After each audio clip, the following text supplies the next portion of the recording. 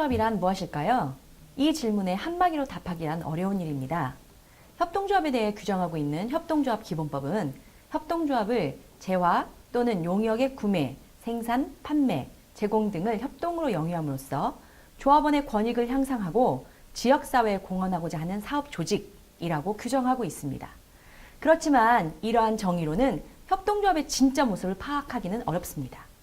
지금으로부터 170년 전 영국에서는 역사상 처음으로 성공했다고 평가되는 로치데일 공정개척자 조합이 탄생합니다.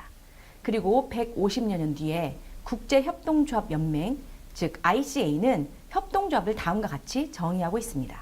공동으로 소유되고 민주적으로 통제되는 사업체를 통하여 공통의 경제적, 사회적, 문화적 필요와 욕구를 충족시키고자 개인들이 자발적으로 결성한 자율적 결사체.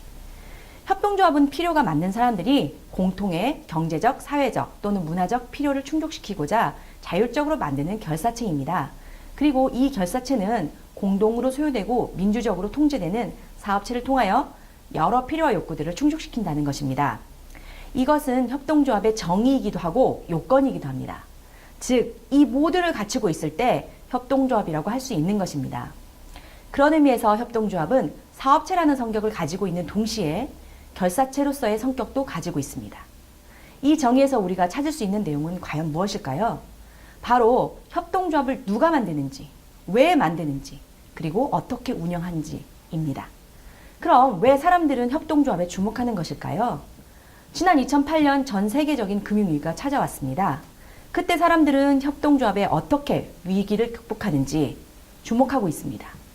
협동조합이 지속 가능한 경제를 만들어가는 자본주의의 효과적인 대안으로 대두된 것이죠. 협동조합은 지속적인 성장과 사회 통합을 위한 발전을 가속화했습니다. 세계협동조합은행은 금융위기 때에도 형성하였습니다. 소비자들이 모인 소비자협동조합, 농민이 모인 농업협동조합, 노동조합들이 모인 직원협동조합도 예외는 아니었습니다. 협동조합들은 금융위기에도 오히려 매출이 늘어나고 안정적인 고용을 유지하게 됩니다.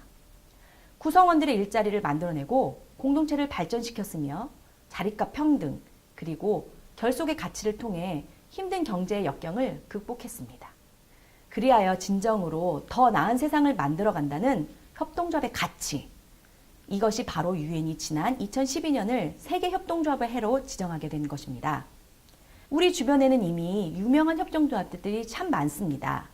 흔히 아는 농협이나 수협, 그리고 은행인 신용협동조합과 새마을금고, 그리고 소비자 생활협동조합인 한살림, 아이쿱, 둘의 행복중심, 낙농업자들의 협동조합인 서울우유 등등등.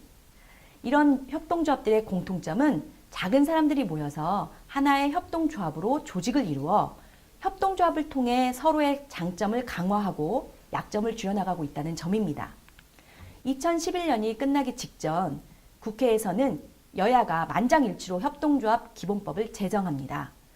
사회적 양극화와 실업 문제와 같은 새로운 사회 문제, 그리고 고령화와 복지수요 증대 등 다양한 변화 속에서 정부와 시장의 역할만으로는 해결할 수 없는 것이 많았기 때문입니다.